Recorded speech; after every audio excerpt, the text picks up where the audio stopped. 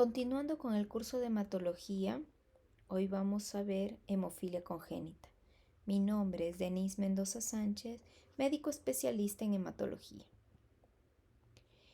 La hemofilia es una condición en la que el sistema de coagulación no va a funcionar adecuadamente por la falta de ciertos factores, como pueden ser el factor 8 o el factor 9, por lo cual la sangre va a coagular más lentamente.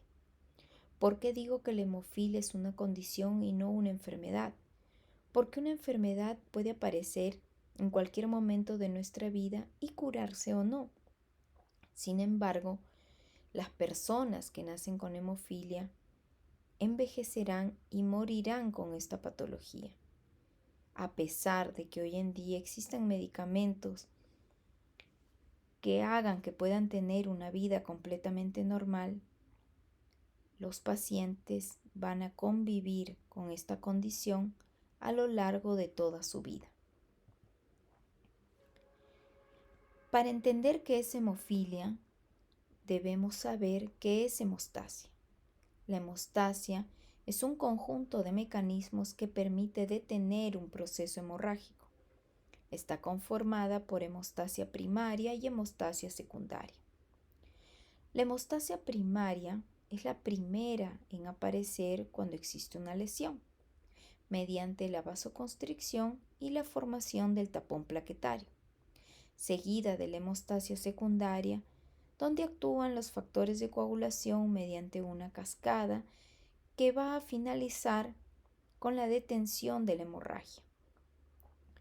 Sin embargo, cuando uno de estos factores es deficiente, a pesar de que la hemostasia primaria trate de detener el sangrado, va a haber una interrupción de la cascada de coagulación y por ello no va a parar el sangrado adecuadamente.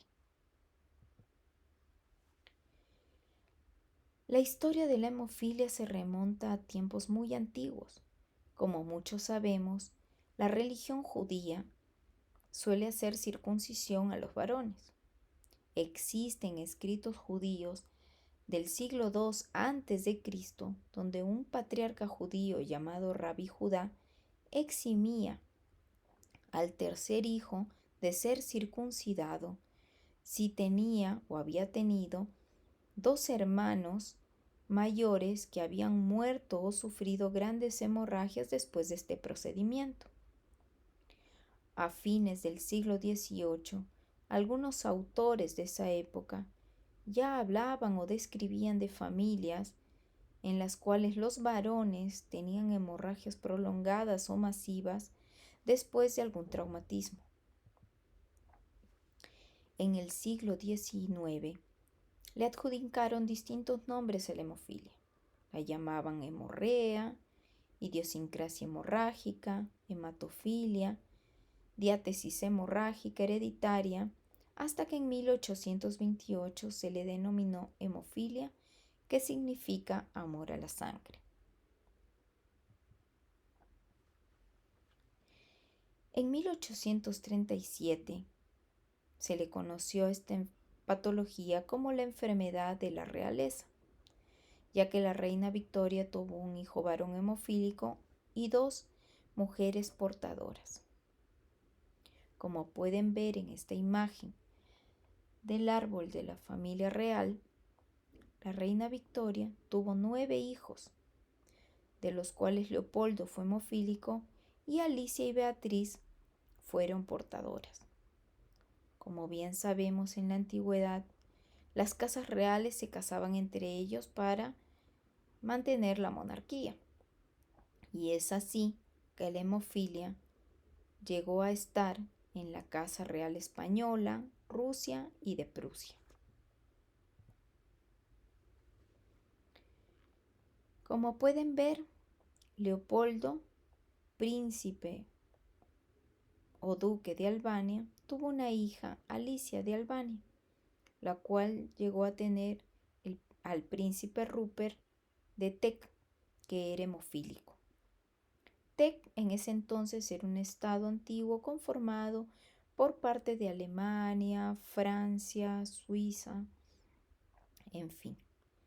La princesa Beatriz de Inglaterra, hija de la reina Victoria, tuvo 2 hijos hemofílicos, el príncipe Leopold y el príncipe Mauricio, y una hija portadora, Eugenia, que se casó con el rey de España y tuvo 2 hijos hemofílicos, Alfonso de España y el infante Gonzalo de España.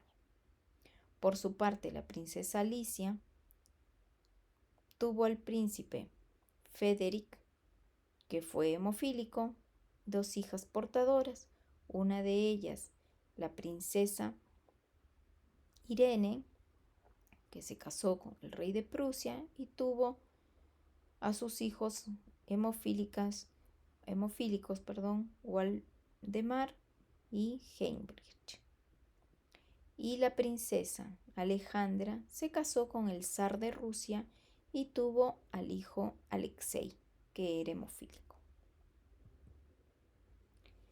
La familia de los Romanov, como ya lo mencioné, la zarina o la princesa Alejandra, proveniente de la familia de la reina Victoria de Inglaterra, se casó con el zar ruso de los Romanov y tuvieron un solo varón, el príncipe Alexei, el que sería el heredero al trono de la casa rusa. Pero este niño vivía en cama, con muchos dolores. Entonces la familia se desesperaba, ya que él era el heredero al trono, y buscaban médicos, brujos, curanderos, alguien que solucionara la enfermedad de su hijo. Es así como aparece el famoso monje Rasputín, que como todos sabemos llevó a la desgracia a la familia de los Romanov. ¿Y cómo así este monje llegó a tener gran influencia en la corona de los Romanov? En ese entonces no se sabía mucho de la enfermedad o de la patología de la hemofilia, y los médicos para los dolores prescribían aspirina. La aspirina es un antiagregante plaquetario y, como vimos, es importante en la hemostasia primaria las plaquetas. Entonces, los hemofílicos desarrollan sangrados articulares llamados hemartrosis, que les causan mucho dolor. Cuando apareció el monje Rasputín, pidió que se suspenda todo tipo de medicación porque él oraba, meditaba y hacía imposición de manos en el príncipe. El príncipe, al estar en reposo, ya no tomar la aspirina, mejoraban los dolores y los sangrados. Pero bueno, la familia, al desconocer todo esto, pensaban que la solución y la salud del heredero a la corona dependía mucho de las oraciones del monje Rasputín, y por lo tanto le dieron tantos privilegios y tanta influencia sobre la corona. ¿Por qué se produce la hemofilia? Esto es por una alteración en el cromosoma X. Por lo tanto, es una patología hereditaria. Se encuentra en todas las razas. Por lo general, afecta a los varones del lado materno, y a las mujeres se las llama o se las conoce como portadoras. Como ya mencionamos, esta patología es hereditaria. Sin embargo, existe un 30% que se les llama de novo. Quiere decir que no hubo antecedentes familiares y, sin embargo, los pacientes desarrollan esta patología. Existen mutaciones en los genes del factor 8 y el factor 9. Hay 2 tipos de hemofilia, A y B. Cuando es la A, existe una alteración en el brazo largo del cromosoma X, XQ28. Y cuando es B, en el brazo largo del cromosoma X, pero en el XQ27. Existen múltiples mutaciones sin sentido, depleciones e inversiones. La hemofilia A severa está relacionada en un 40-50% con inversión en el intrón 22. Y la hemofilia B se dice que es resultado de depleciones grandes en el gen del factor 9. ¿Cómo se transmite o se hereda esta patología? Si se casa un padre normal con una mujer portadora, porque aquí quiero aclarar algo. Como pueden ver, los varones tienen un solo cromosoma X. Si está afectado, entonces ellos desarrollan la patología. En cambio, las mujeres tienen dos cromosomas X. Por lo tanto, si uno está afectado, solo son portadoras. Tendrían que estar las dos X afectadas para desarrollar la patología de la hemofilia. Bueno, entonces si se casa un padre normal con una mujer portadora y tienen 4 hijos, 2 varones, 2 mujeres, hay la probabilidad de que uno de los hijos varones sea hemofílico y una de las hijas mujeres sea portadora. Si se casa un padre hemofílico con una mujer normal, las 2 hijas mujeres serán portadoras y los 2 hijos varones serán normales. Ya que el padre hereda uno de los cromosomas X, pues al tenerlo dañado, todas las mujeres van a ser portadoras. Si se casa un padre hemofílico con una portadora, que no debería ser, pero bueno, ahí sí existe la posibilidad de que una de las mujeres sea hemofílica. Un hijo varón hemofílico, una mujer portadora y un varón normal. Tipos de hemofilia. Existen 2 tipos de hemofilia. La hemofilia A por deficiencia del factor 8 y la hemofilia B cuando hay deficiencia del factor 9. ¿Cuál es la más común? La hemofilia A, ya que de 1 de cada 5.000 recién varones nacidos son o presentan deficiencia de factor 8. En cambio, deficiencia del factor 9 solo hay en 1 en cada 30.000 recién nacidos varones. Antiguamente se mencionaba la hemofilia C. Lo llamaban aquellos que tenían deficiencia del factor 11, pero eso hoy en día no está considerado. ¿La hemofilia dura toda la vida? Sí. Al ser una patología hereditaria, y como lo mencioné al principio, los pacientes van a nacer, envejecer y morir con esta patología. Quiere decir que la van a llevar durante toda su vida. El nivel de factor 8 o factor 9 en su sangre permanecerá igual a lo largo de su vida. Quiere decir que si nacen con una severidad moderada, no quiere decir que con el tiempo se va a volver severa, sino que persistirá moderada durante toda su vida. Cuadro clínico. Hay que sospechar en pacientes con hemofilia en aquellos que el sangrado se presenta en los primeros días de vida, en especial en la cicatriz umbilical, ya que es la primera cicatriz que tenemos al nacer. Cuando un bebé comienza a gatear, los padres pueden notar moretones a nivel de rodillas, o el paciente se puede volver irritable y ya no desea caminar ni gatear, se le hinchan las articulaciones. Entonces ahí es de sospechar que el paciente pueda tener hemofilia y sobre todo si hay antecedentes familiares. Hemorragias por la nariz, hemorragias excesivas al morderse la lengua o los labios, hemorragias excesivas después de que se le extrae un diente. Entonces ahí también hay que sospechar de esta patología. Hemorragias excesivas durante alguna cirugía, porque muchas veces se desconoce, sobre todo si son pacientes con hemofilia leve, que nunca tienen mayor molestia hasta que por ahí tienen que hacerles una cirugía y durante la cirugía notan que hay sangrado excesivo, que no para. Ahí recién a veces se ha diagnosticado la hemofilia. En hematomas posteriores a una inyección intramuscular, una persona con una buena hemostasia no debería hacer unos hematomas. Sin embargo, en los pacientes con hemofilia lo suelen hacer. Y aquellos que presentan sangrados en la orina. Como mencioné cuando conté la historia de los Romanov, los pacientes con hemofilia suelen hacer sangrados en músculos y articulaciones. Las articulaciones más afectadas son las rodillas y los codos por ser de alta movilidad, pero también se afectan los tobillos, que también soportan la mayoría del peso, los hombros y la cadera. Las hemorragias repetidas en las articulaciones ocasionan un daño severo e irreversible que pueden llevar a grados de discapacidad.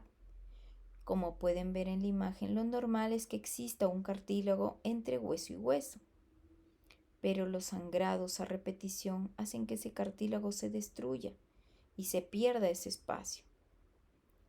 Por eso existe una deformación en las articulaciones de estos pacientes, y antiguamente, que no había ningún medicamento para ellos, los pacientes terminaban siendo amputados por la gran degeneración que sufrían sus articulaciones.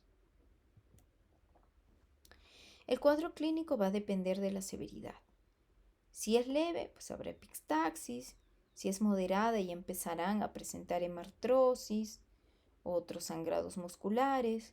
Y si es severa, pueden presentar hemorragia del sistema nervioso central, lo cual es una emergencia hematológica. El hematoma del psoas. Esta es una hemorragia que se presenta en el 18% de todos los hematomas musculares. Hace que la cadera esté en flexión y haya dolor a la extensión. Permite rotación de la cadera, a diferencia de cuando hay una hemartrosis a nivel de cadera. Puede producir neuropatía femoral en un 37% de los casos. Y también este hematoma puede confundir con un abdomen quirúrgico, ya que, como pueden ver, el hematoma se extiende a nivel del abdomen y a veces cuando se hace el signo del rebote da positivo, y los cirujanos o los médicos en general pueden confundir esto con una apendicitis o con una perforación y llevar a cirugía al paciente y complicar la situación. Por eso es importante conocer los antecedentes de los pacientes y que el paciente sepa su enfermedad o su patología. El diagnóstico se va a hacer primero ante la sospecha de un paciente con hemorragias, un paciente que tiene un perfil de coagulación alterado. El diagnóstico se hace mediante el dosaje del factor, sea del factor 8 o el factor 9, y dependiendo de cuál tenga deficiencia, será hemofilia A o hemofilia B. También es importante conocer la severidad. Si es leve, el paciente tendrá entre el 5 al 40% del factor, sea 8 o 9. Si es moderada, tendrá entre 1 al 5%. Si es severa o grave, tendrá menos del 1% del factor. El tratamiento sirve para prevenir y tratar hemorragias y para prevenir y tratar daño articular y otras secuelas.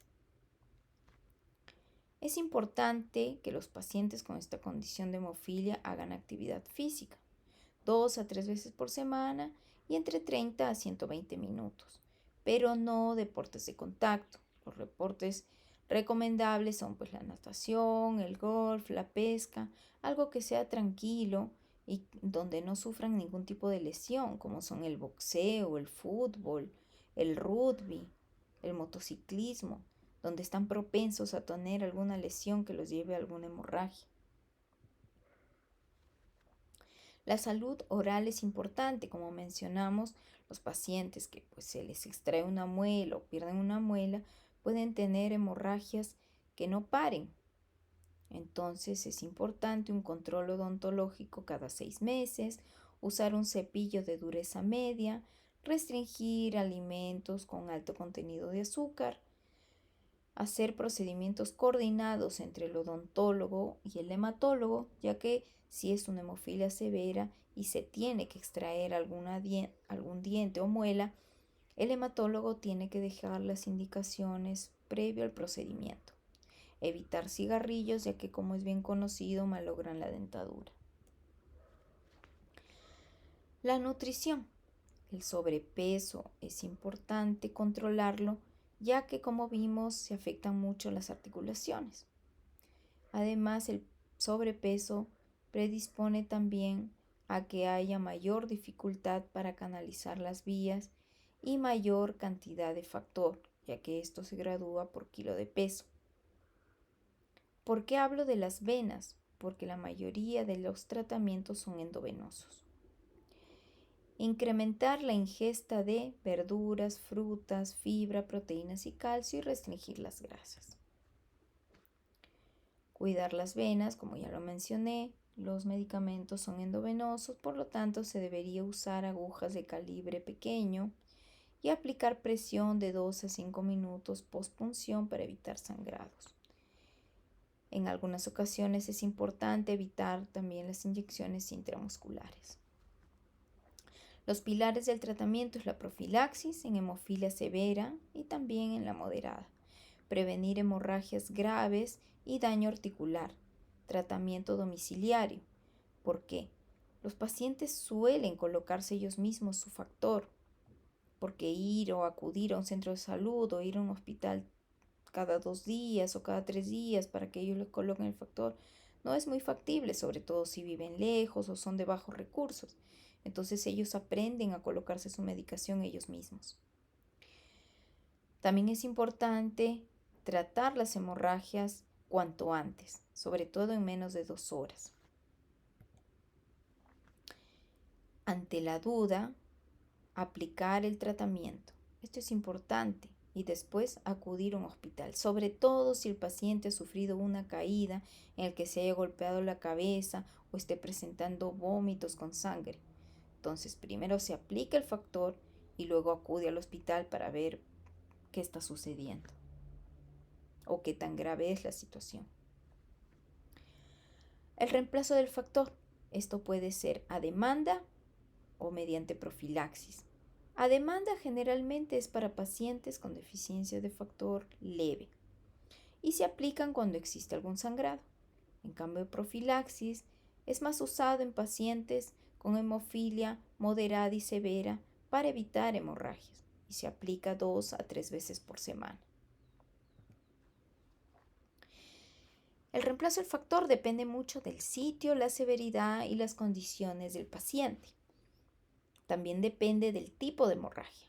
Si son sangrados leves, como se dice, se los trata de llevar a un 30%, si son sangrados moderados a un 50% y si son sangrados severos entre un 80 al 100%. Por ejemplo, si el paciente tiene una extracción dentaria, se aplica una dosis única cuando sea necesario en el momento de la extracción. Si tiene un sangrado muscular, se lo trata de llevar el nivel de factor entre un 30 al 50%. Pero si es un sangrado a nivel del sistema nervioso central, en cerebro o algo que implique riesgo de vida, tiene que llevarse el nivel del factor a un 100%.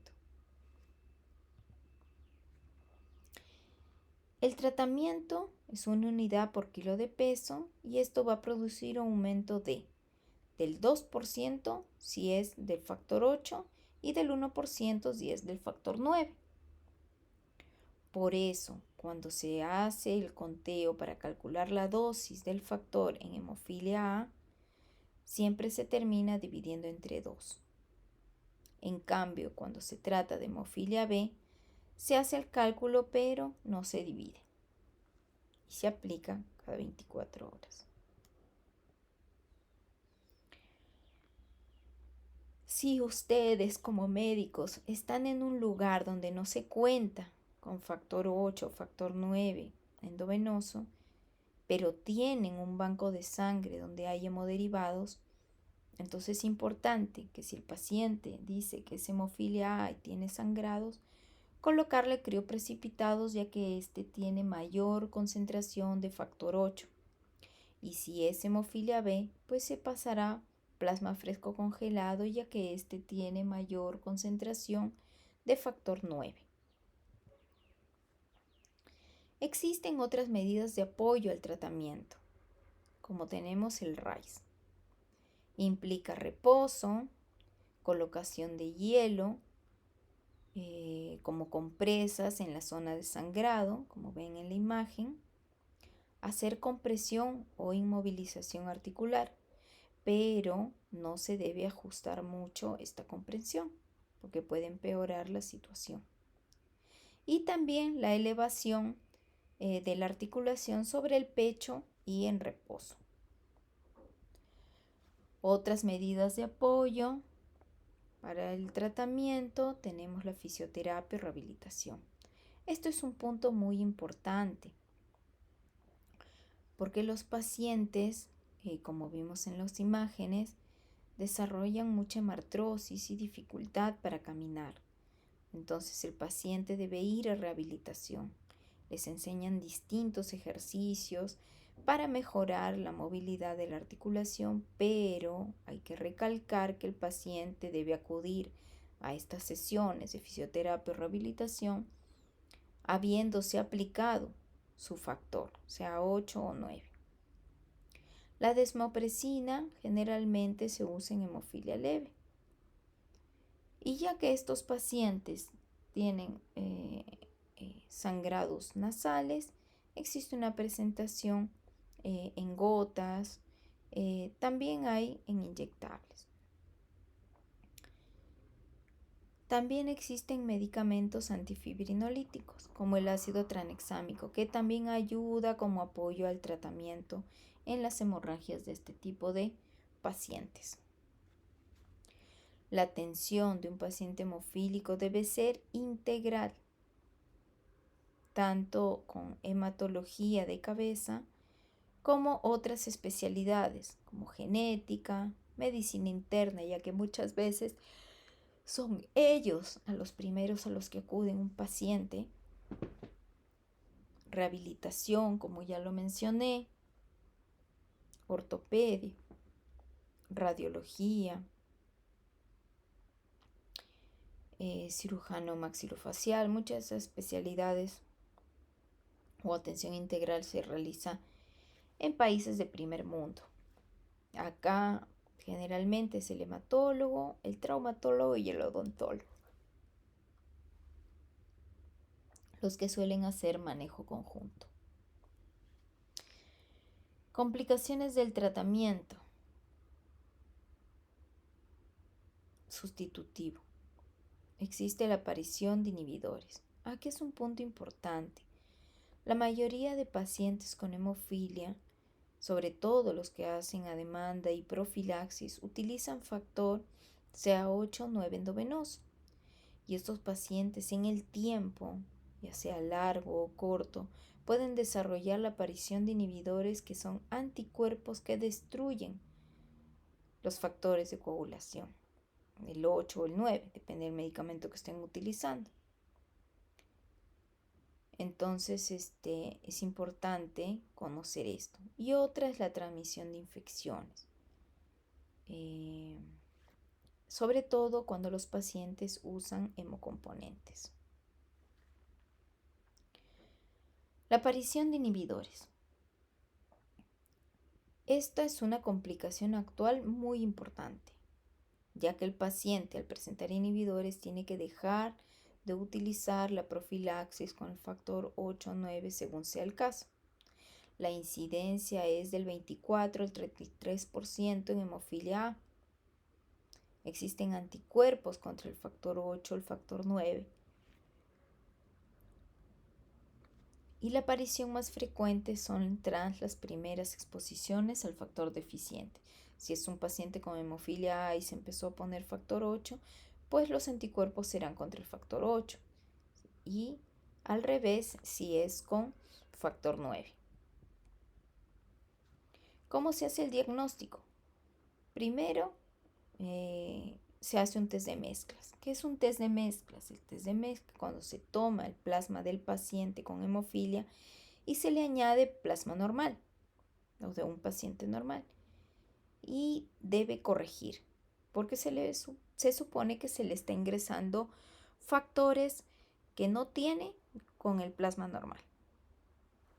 Pero cuando esta mezcla o esta prueba no corrige, quiere decir que por más que nosotros le estamos añadiendo factores de coagulación del plasma normal, no corrige, entonces se están destruyendo. Hay la posibilidad de que existan anticuerpos que destruyen estos factores. Entonces el test de mezcla nos da una orientación, pero lo definitivo lo da la cuantificación de unidades Bethesda. Y pueden ser los pacientes bajos respondedores cuando existen bajos títulos de inhibidores Bethesda, menos de 5, y altos respondedores cuando los títulos son altos, mayor o igual a 5 unidades Bethesda. Entonces, todo paciente hemofílico con hemorragia frecuente, excesiva o que no responde a tratamiento convencional debe sospecharse la presencia de inhibidores y solicitar que se haga el estudio de inhibidores Bethesda. Si el título es bajo, el paciente podría recibir altas dosis del factor, sea 8 o 9. Esto se llama terapia ITI. Y si no, recibir concentrado de complejo protrombínico activado. En el caso de que los títulos sean altos, más de 5, entonces el paciente recibirá de primera instancia el concentrado complejo protrombínico activado y si no funciona o no responde, recibirá factor 7 activado. La transmisión de infecciones mencionadas anteriormente fue principalmente en los años 1970 y 1985. ¿Qué ocurrió en ese entonces? En esos años, las transfusiones de sangre o las donaciones de sangre se hacían sin muchos métodos de diagnóstico temprano de infecciones como hepatitis B, hepatitis C, VIH, o incluso las pruebas no eran tan buenas como hoy en día, ¿no? Sin embargo, aún así, a pesar de las pruebas que se hacían, tenemos muchos pacientes que tienen actualmente hepatitis B o hepatitis C, incluso VIH, y que fueron contagiados por aquellas transfusiones que se les aplicaba en ese entonces. Hoy en día las pruebas son mejores, las máquinas son mejores, pero nunca hay que olvidar que existe un periodo de ventana, que son 6 meses, en los cuales el virus no se puede detectar. Entonces uno puede ir a donar, le salen todas las pruebas negativas, sin embargo a los 6 meses recién aparece el virus, pero ya la donación está hecha y ese hemocomponente puede llegar a ser usado en cualquier persona. Por eso hay que tomar conciencia también de los que son donadores voluntarios de algún hemocomponente. Finalmente, tenemos este cuadro en el cual se puede observar que los pacientes hemofílicos son bastante numerosos en el país. Tenemos 1002 y este cuadro es de ahora como 5 años atrás. Sin embargo, existen pacientes con hemofilia leve, CA o B, que son infradiagnosticados o nunca diagnosticados, ya que la hemofilia leve no presenta mayores molestias. Acuden al hospital cuando se han hecho un corte y no para el sangrado, o han tenido algún accidente, o como les comenté, en una cirugía y no sabían, recién se diagnostican. Y si no, estos pacientes nunca van a los hospitales o a un centro de atención.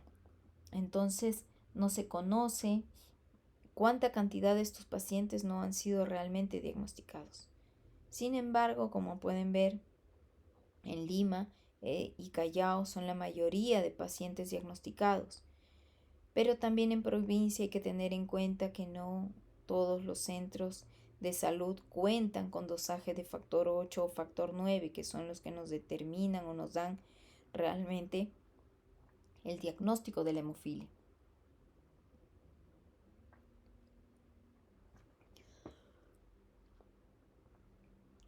Hay que tener en cuenta que la hemofilia es una realidad en nuestro país, que debe ser conocida por los médicos que trabajan en zonas rurales para que puedan derivar a los pacientes a Lima y ser diagnosticados.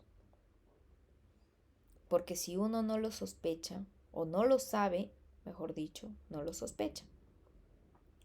Entonces es importante conocer sobre esta patología para que muchos de ustedes, cuando estén trabajando en sus centros de salud y les llegue algún paciente con alguna de las características mencionadas, ustedes puedan sospecharlos y derivarlos a algún lugar donde se les pueda hacer el diagnóstico oportuno.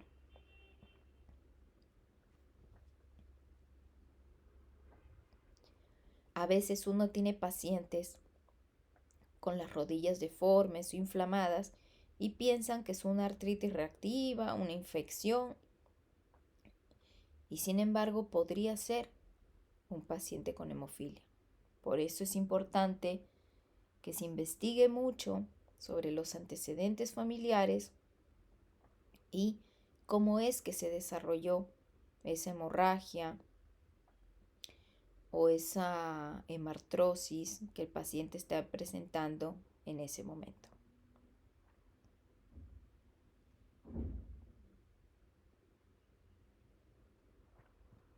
Muchas gracias.